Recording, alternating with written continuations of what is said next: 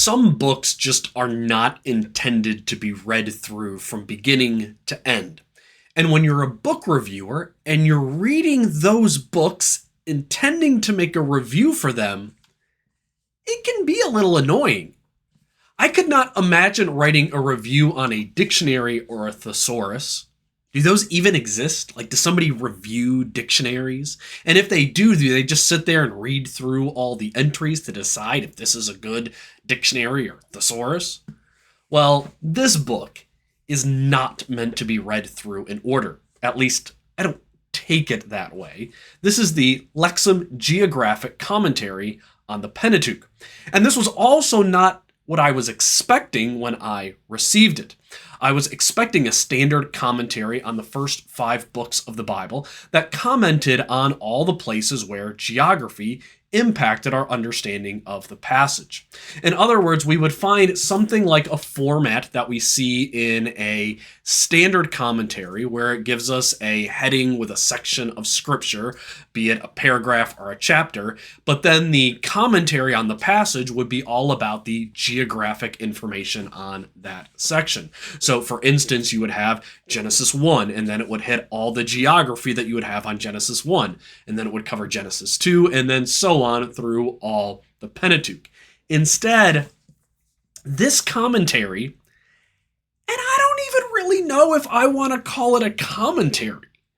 Instead, this is a collection of 47 articles on geographic issues on the land and time of the Pentateuch.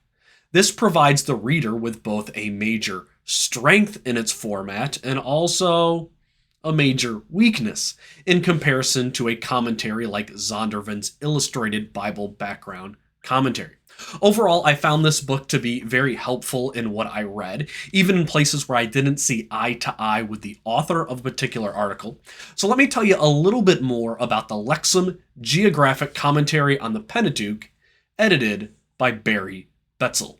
Welcome to Rev Reads, and if you want to discover more books that will help you to dive into the depth of the background of the Bible, please subscribe to the channel to stay up to date with my most current reviews.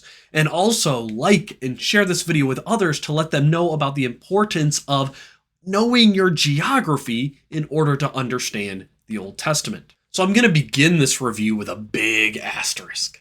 I try to read through all of the books that I review.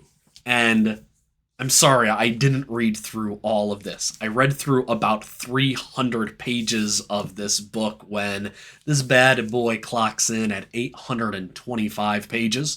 And also, most of what I read was on the book of Genesis. And I'll start with what I didn't like in this book, and then I'll end on a positive note. First, to know something about me, if you're new to Rev Reads, I'm a very conservative interpreter of the Bible. I take a young earth date on how old the earth is, and I also believe the authors of the Bible are the traditional authors, and they wrote their books at approximately the time when those events occurred. And I'm a dispensationalist as well.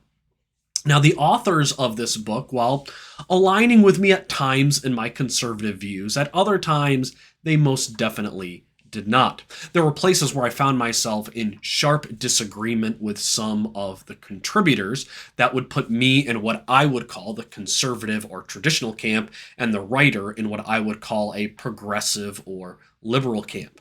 Now, there are a lot of authors in this book, a lot of different contributors for these 47 articles, so we can't paint them all with the same brush, but there were places I would have to say I was in sharp disagreement with the contributors. Now, I liked how they handled a lot of things in this book, such as the location of Eden. I felt like they treated the Garden of Eden as a genuine location and not a mythical fable, but there were other times where my views were just very far from their own.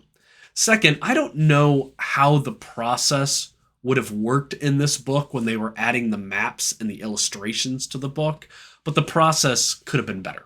They have a lot of these really nice color maps throughout the book, but there are times where I was just really confused as to why this particular map was on that page. For instance, in an article on the location of Sodom, the author of the article took the view that Sodom had a northern location, north of the Dead Sea, as I believe where it is located.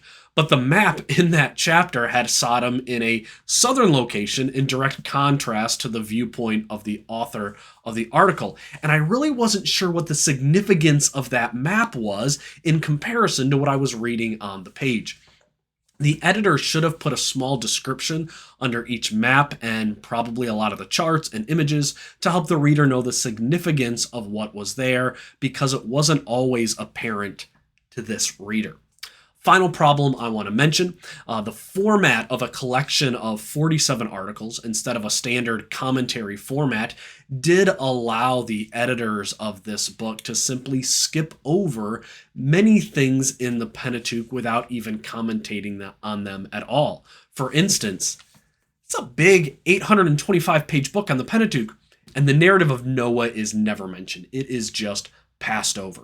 And as someone who believes in a universal flood, I often use someone's views on this story to gauge how likely we are to agree and disagree on Genesis as a whole. But there was nothing about Noah in this book at all. So they skipped over some places that I really thought should have been covered. And that's probably my largest negative with the book. So there are my problems with this commentary. And now here are the positives. And here's where we definitely have a two-edged sword for this book, because the format, which I just said was a negative, the format is also a really big positive. Because while I don't like the ease at which they could skip over some things I would have liked for them to comment on, I also did enjoy how the article format allowed them to go much deeper into what was covered in this book. Although again, I would say I wouldn't suggest reading this book through from cover to cover, because the article format also did make it that at some times there were places where the same information was covered in two different articles, which you would expect in this type of a format, and wouldn't be a problem if you were reading each article as you needed it to. But if you're reading it straight through, sometimes you're like, didn't I just read this? But the best part of the commentary is that in every article I read, I learned something new. Even if I disagreed with the writer on the main point that they were writing on, I came away seeing something, wow, I never knew that before. A couple of examples. When it comes to the boundaries for the promised land promised to Abraham, the Lord tells Abraham that one border of the promised land will be the Nile River. Now, I always took that the ultimate fulfillment, therefore, of the land promised to Abraham would end up in the Messiah's kingdom, going right up to the Nile River, basically taking up like half of Egypt. But the author showed that this should be thought more of as the eastern edge of the Nile Delta. And the border of the Promised Land is where the Delta begins, which would place the border of the Promised Land basically right at almost the standard border of the nation of Egypt at that time, and not cover about half of the nation. And this would have been the usual way of telling Abraham that God was giving Abraham all of the land up to Egypt, but not including Egypt. And so while in the article I disagreed with the author's overall view on the size of the Promised Land, they have it much smaller than I think it will end up being in the Messiah's kingdom, I do think they made a strong point on how we should understand their reference to the Nile as a border. Second, I didn't know the Dead Sea was at one time called Lake Asphaltus.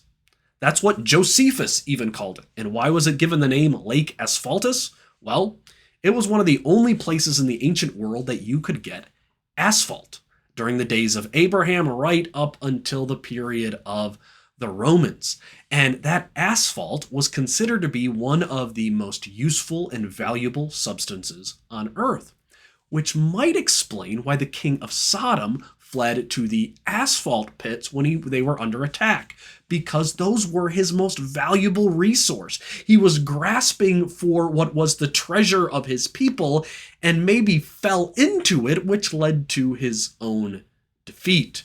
And that was found in the chapter on the southern location for Sodom. But as I've already said in this review, I believe Sodom has a northern location. So while I disagreed with the overall main point of the author, I did learn something very interesting that will actually impact a little bit how I interpret and understand that passage. So, if you decide to pick up the Lexham Geographic Commentary, you're probably going to disagree with the authors in several places. I don't know how you could read a book like this and not.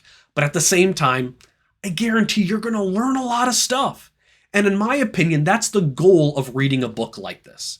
It's not to have all your previous beliefs confirmed, but it is to see what can this book teach you on the subject of biblical geography. And that's a subject that a lot of Bible teachers are probably sorely lacking in. I give this book a very strong recommendation. I just wish they covered a few places that they missed and also gave some better explanations for the maps and charts throughout.